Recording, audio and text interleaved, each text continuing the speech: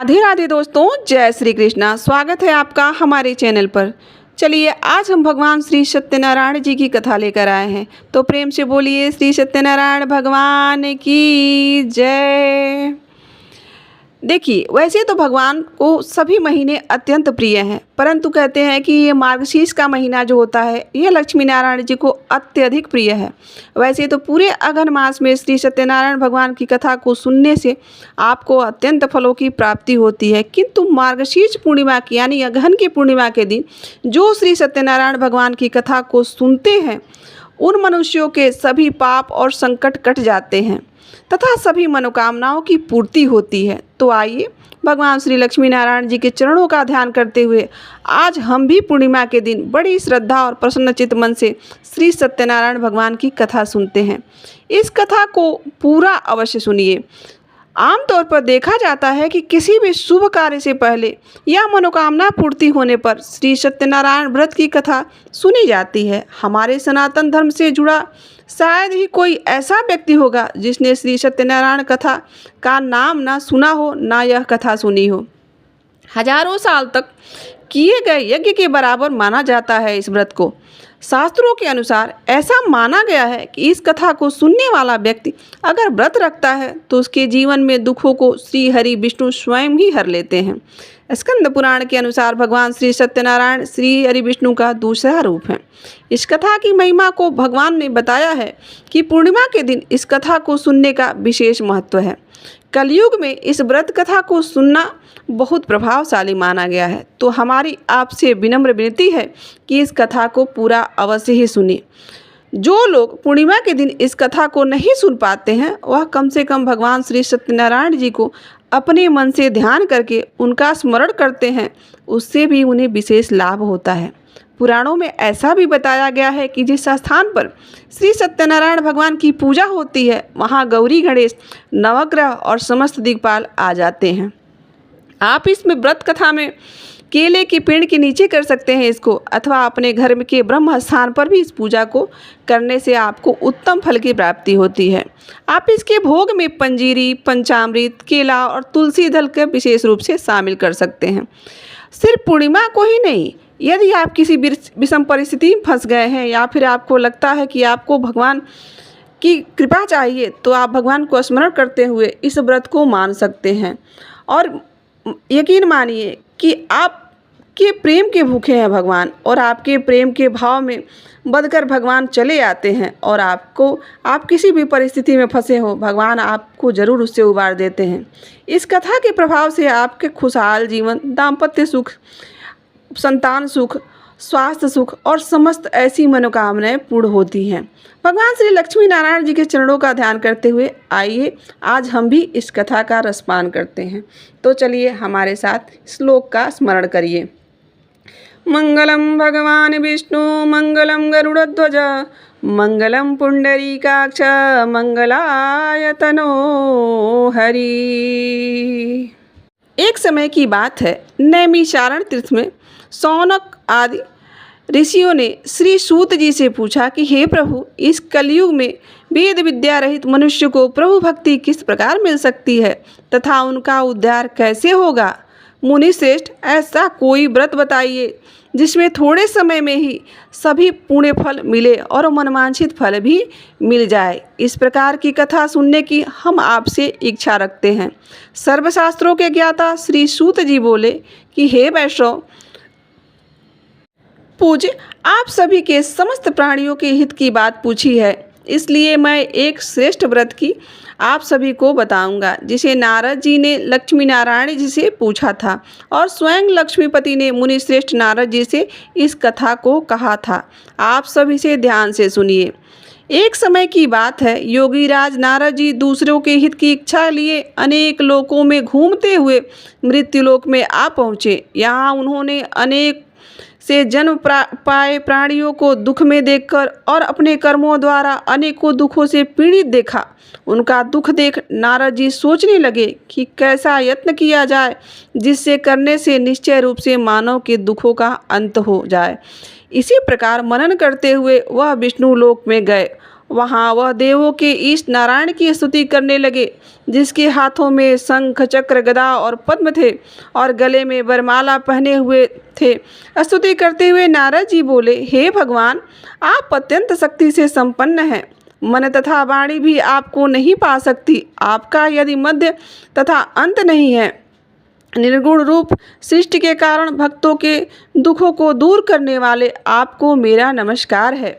नारद जी की स्तुति सुनकर भगवान विष्णु बोले, हे मुनि श्रेष्ठ, आपके मन में क्या बात है? आप किस काम के लिए पधारे हैं? उसे निसंकोच कहिए। इस पर नारद मुनि बोले कि मृत्युलोक में अनेक योनि में जन्मे मनुष्य अपने कर्मों के द्वारा अनेकों दुख से दुखी हो रहे हैं। हे नाथ, आप मुझ पर दया रखते हैं तो बताइए कि वह मनुष्य थोड़े प्रयास से ही अपने दुखों को कैसे छुटकारा पा सकते हैं। तब भगवान श्री हरि बोले कि हे नारद, मनुष्यों के भलाई के लिए तुमने बहुत अच्छी बात पूछी है। जिसके कारण से मनुष्य मोह से छूट जाता है, वह बात मैं तुम्हें कहता हूँ, उसे ध्यान पूर्वक सुनो। स्वर्गलोक व मृत्युलोक दोनों में एक दुर्लभ उत्तम व्रत है जो पुण्य देने वाला है। आज प्रेम बस होकर मैं उसे तुमसे कहता हूँ। श्री सत्यनारायण भगवान यह व्रत अच्छी तरह विधान पूर्वक मनुष्य तुरंत ही यह सुख भोग कर मरने पर मोक्ष पाता है।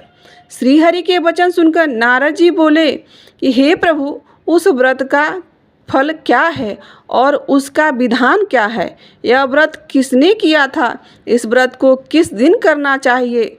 सभी कुछ विस्तार से बताइए। नारद जी की बात सुनकर श्रीहरि बोले, दुख और शोक को दूर करने वाला, यह सभी स्थानों पर विजय दिलाने वाला, मानव को भक्ति और श्रद्धा के साथ शाम को श्री सत्यनारायण भगवान की पूजा धर्म प्राय होकर ब्राह्मणों व बंधुओं के साथ करनी चाहिए। भक्ति भाव से श्री नैवेद्य केले का फल, घी, दूध और गेहूं का आटा सवाया ले।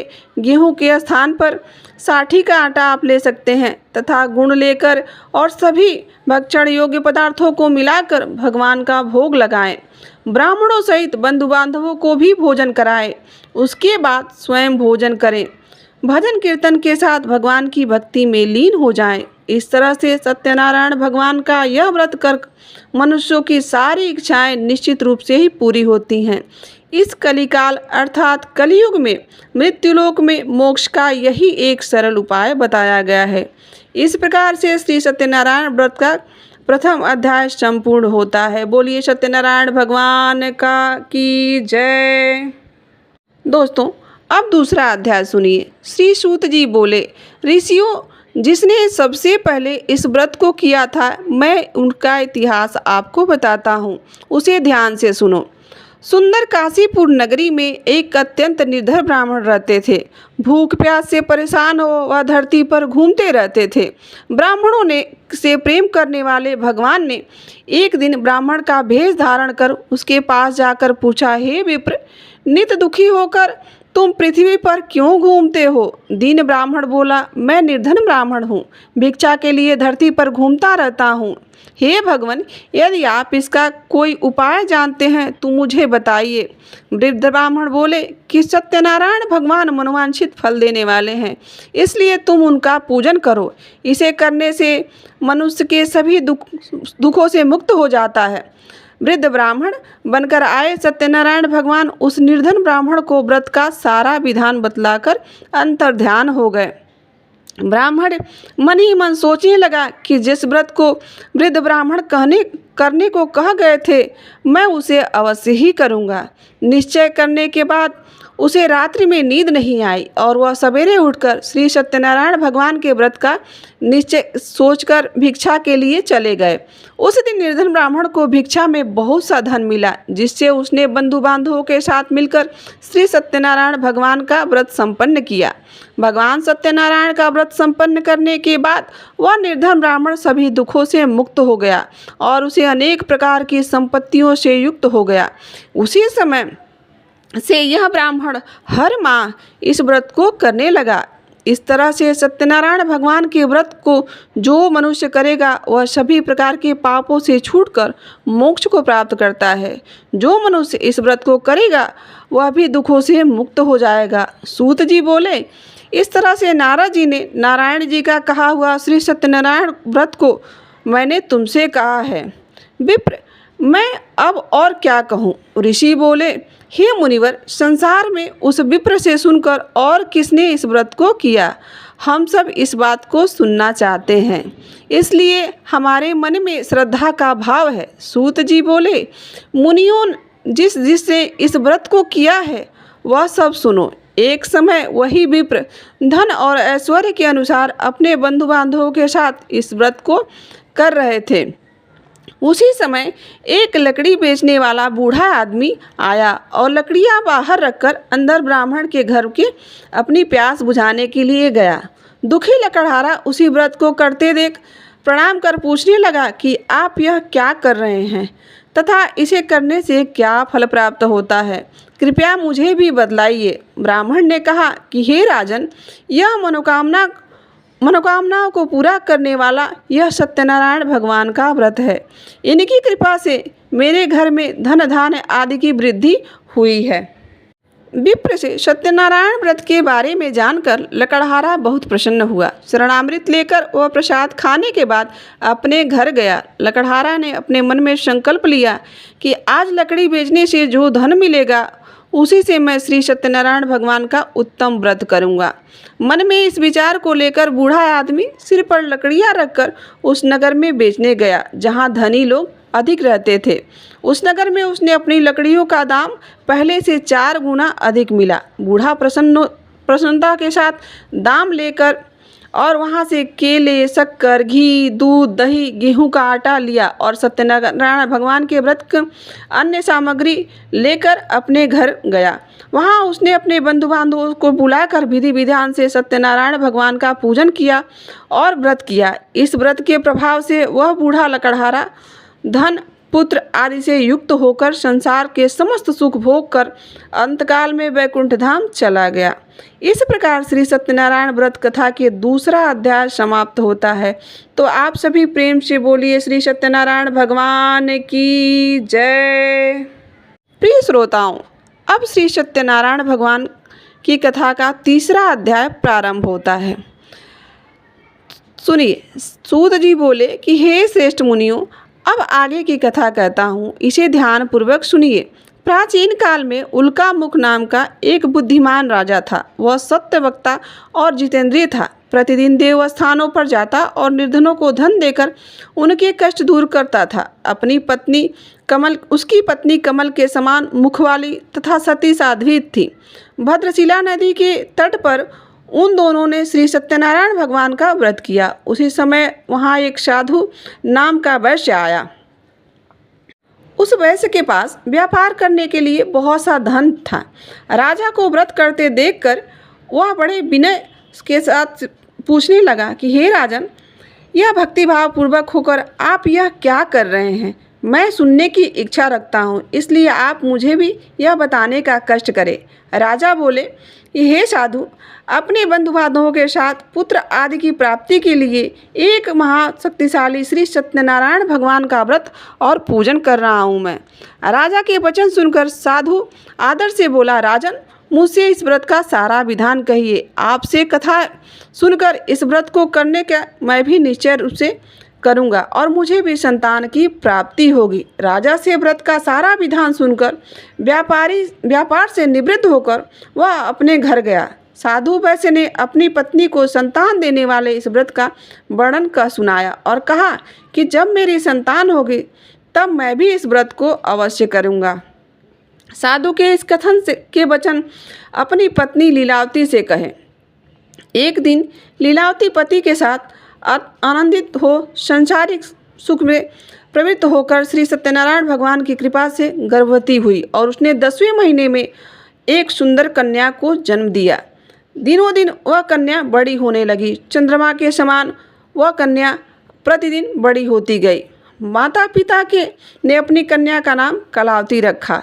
एक दिन लीलावती ने मीठे शब्दों में अपने पति को याद दिलाया कि आपने श्री सत्यनारायण भगवान के व्रत का जो संकल्प किया था उसे करने का समय आ गया है। साधु बोला, हे प्रिय, इस व्रत को मैं इसके विवाह में करूँगा।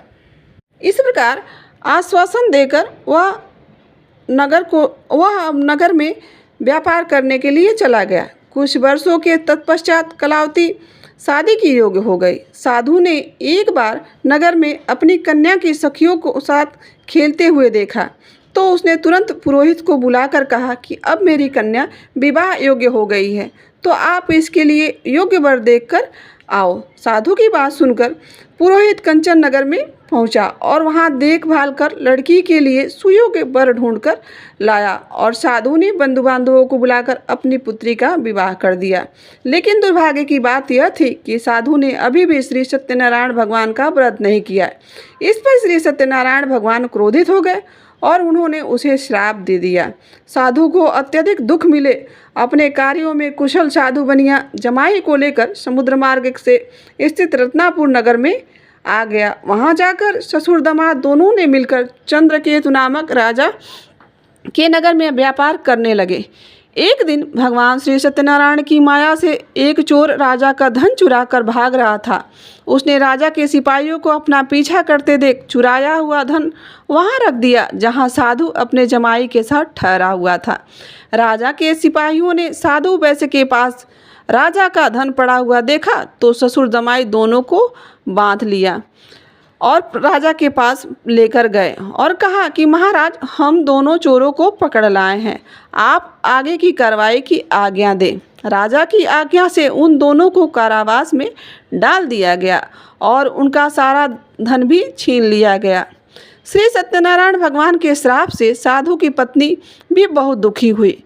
घर में से जो धन रखा था उसे चोर चुरा ले गए और शारीरिक तथा मानसिक पीड़ा व भूख प्यास से अति दुखी होकर कलावती एक ब्राह्मण के घर गई। वहां उसने श्री सत्यनारायण भगवान का व्रत होते देखा और कथा भी सुनी। वह जब प्रसाद ग्रहण कर रात को घर वापस आई तो माता कलावती ने पूछा कि हे पुत्री, अब तक तुम कहाँ थी?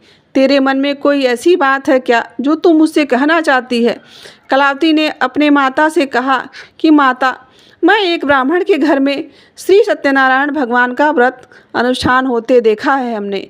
कन्या के वचन सुनकर लीलावती भगवान के पूजन की तैयारी करने लगी। लीलावती ने परिवार व बंधुओं के सहित सत्यनारायण भगवान का पूजन किया और उससे वर मांगा कि हे प्रभु, मेरे पति और तथा जमाई शीघ्र घर आ जाएं। साथ ही यह भी प्रार्थना की कि सब उनका अपराध जो भी था उसे आप क्षमा कर दीजिए। श्री सत्यनारायण भगवान इस व्रत से संतुष्ट हो गए और राजा चंद्रकेतु को सपने में दर्शन देकर कहा कि हे राजा, उन दोनों वैश्यों को छोड़ दो और तुमने उसका जो धन लिया है उसे भी वापस कर दो।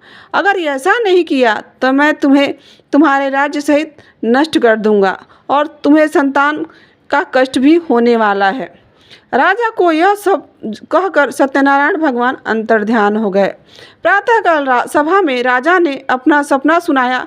फिर बोले कि उन बड़ी पुत्रों को कैद से मुक्त कर सभा में लाओ। दोनों ने आते ही राजा को प्रणाम किया तथा अत्यंत मधुर वाणी में बोला कि हे महानुभाव, दुर्भाग्य से ऐसा कठिन दुख तुम्हें प्राप्त हुआ है, लेकिन अब तुम्हें कोई और भय नहीं है। ऐसा कहकर राजा ने उन दोनों को नए वस्त्र और आभूषण पहनाए और जितना धन लिया था उससे 2 गुना धन वापस कर दिया। दोनों वैश्य अपने घर को चल दिए। इस प्रकार श्री सत्यनारायण व्रत कथा का 3रा अध्याय समाप्त होता है। बोलिए प्रेम से श्री सत्यनारायण भगवान की जय। आइए अब सुनते हैं कथा का 4था अध्याय। श्री सूत जी बोले कि वैश्य ने मंगलाचार कर अपनी यात्रा आरंभ की और अपने नगर की ओर चल दिए। उसने थोड़ी दूर के जाने के बाद एक दंडी वेशधारी श्री सत्यनारायण भगवान ने उनसे पूछा कि हे साधु, तेरी नाव में क्या है? व्यापारी हंसता हुआ बोला, हे दंडी, आप क्यों पूछते हो? क्या धन लेने की इच्छा है? मेरे नाव में तो सिर्फ बेल और पत्ते भरे हुए हैं। वैश्य के कठोर वचन सुनकर दंडी बने श्री सत्यनारायण भगवान बोले कि तुम्हारे वचन सत्य हो। दंडी वचन कहकर वहाँ से दूर चले गए और कुछ दूर पर जाकर समुद्र के किनारे बैठ गए। दंडी के जाने के बाद साधु वैश्य ने नित्य क्रिया से के पश्चात नाव को ऊंची उठते हुए देखकर आश्चर्यचकित हो गया और नाव में बेल पत्ते आदि देखकर मूर्छित हो गया और वहीं जमीन पर गिर पड़ा। जब उसकी मूर्छा खुली तो अत्यंत शोक में डूब गया। तब उसका दामाद बोला, पिताजी आप शोक न मनाएं, यह दंडी का श्राप है, इसलिए हमें उनके शरण में जाना चाहिए, तभी हमारी मनोकामनाएं पूर्ण होगी। दामाद की बात सुनकर वह दंडी के पास पहुंचा और अत्यंत विनम्रता एवं भक्तिभाव से प्रणाम करके बोला कि हे महाराज, मैंने आपसे जो असत्य वचन कहे थे उसके लिए मुझे क्षमा कर दीजिए। ऐसा सुनकर महान शोकातर होकर दंडी भगवान बोले कि हे वणिक पुत्र, मेरी आज्ञा से बार बार तुम्हें दुख प्राप्त हुआ है क्योंकि तुम मेरी पूजा से विमुख हुए हो। साधु बोला, हे प्रभु, आपकी माया से ब्रह्मा आदि देवता अपने रूप को नहीं जानते हैं, आपकी माया से वह भी नहीं बच पाए तो मैं तो एक अज्ञानी मनुष्य हूँ, कैसे जान सकता हूँ। आप प्रसन्न होएं प्रभु, अब मैं आपके अपने सामर्थ्य के अनुसार आपकी पूजा अवश्य ही करूँगा। हे प्रभु, मेरी रक्षा कीजिए और पहले के समान नौका में धन धान्य भर दीजिए। साधु वैश्य के भक्तिपूर्ण वचन सुनकर भगवान प्रसन्न हो गए और उसकी इच्छा के अनुसार वरदान देकर अंतर्ध्यान हो गए।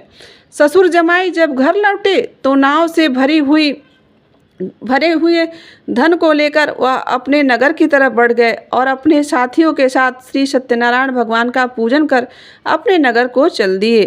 जब नगर के नज़दीक पहुँचे तो एक दूत को घर पर खबर देने के लिए भेज दिया।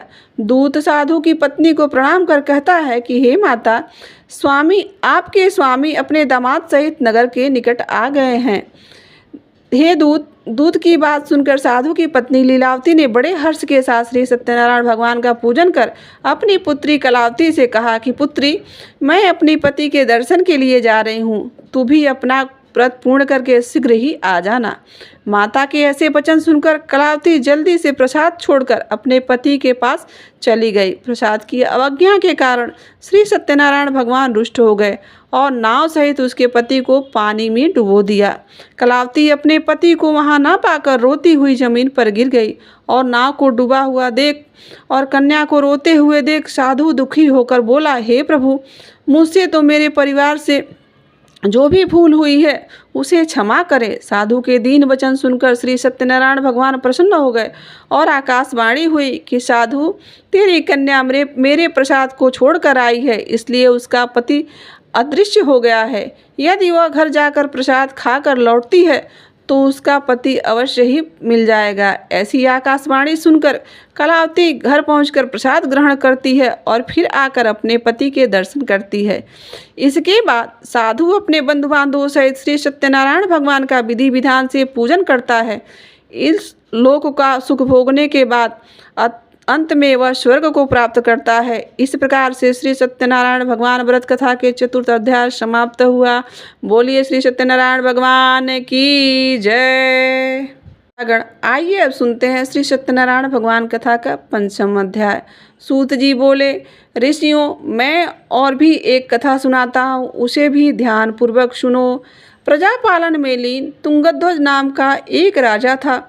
उसने भी भगवान का प्रसाद त्याग कर बहुत दुख सहन किया। एक बार वन में जाकर वन पशुओं को मारकर वह बट के पेड़ के नीचे वहाँ पर आकर लेट गया था और वहाँ उसने ग्वालों को भक्तिभाव से अपने बंधु बांधवों सहित सत्यनारायण भगवान का पूजन करते देखा। अभिमानवश राजा उन्हें देखकर भी पूजा स्थल पर नहीं गया और उसने भगवान श्री सत्यनारायण को नमस्कार भी नहीं किया। ग्वालों ने जब ऐसा देखा तो उन्होंने अपनी पूजा समाप्त कर और राजा को प्रसाद दिया, लेकिन उसने वह प्रसाद भी नहीं खाया और प्रसाद को वहीं छोड़ अपने नगर को चला गया। जब वह नगर में पहुंचता है तो वहाँ सब कुछ तहस नहस हो चुका था। वह राजा शीघ्र ही समझ गया कि यह सब भगवान ने ही किया है। वह दोबारा ग्वालों के पास पहुंचा और विधि पूर्वक पूजा करके प्रसाद खाया तो श्री सत्यनारायण भगवान की कृपा से सब कुछ पहले जैसा ही हो गया।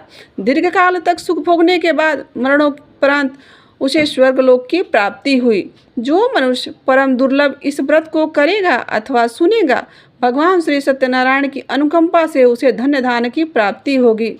सत्यनारायण भगवान की कृपा से निर्धन को धन प्राप्त हो जाता है और दुर्बल को बल मिल जाता है।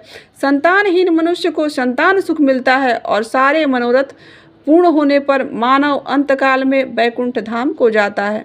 सूत जी बोले, जिन्होंने पहले इस व्रत को किया, अब मैं उनके दूसरे जन्म की कथा भी बताता हूँ, सुनिए।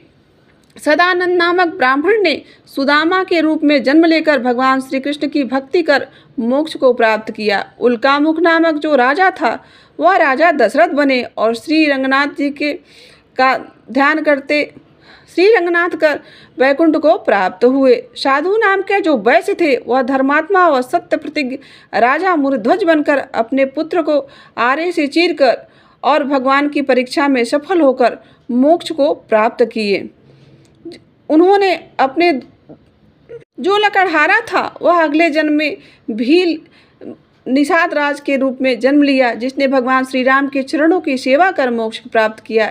इस प्रकार श्री सत्यनारायण व्रत कथा का 5वां अध्याय संपूर्ण हुआ। बोलिए श्री सत्यनारायण भगवान की जय। आइए अब श्री सत्यनारायण भगवान की आरती के साथ इसको संपूर्ण करते हैं। तो हमारे साथ प्रेम से गाइए। जय श्री लक्ष्मी रमणा स्वामी, जय लक्ष्मी रमणा। सत्यनारायण स्वामी, सत्यनारायण स्वामी, जनपातक हरणा। ओम जय लक्ष्मी रमणा। रत्न जड़ित सिंहासन अद्भुत छबिराजे, स्वामी अद्भुत छबिराजे।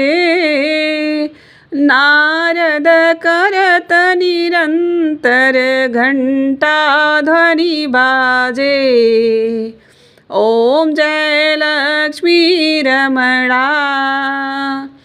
प्रकट भये कली कारण, द्विज को दरस दियो। स्वामी द्विज को दरस दियो।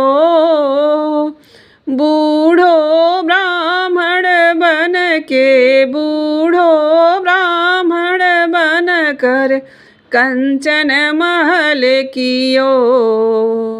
ओम जय लक्ष्मी रमणा।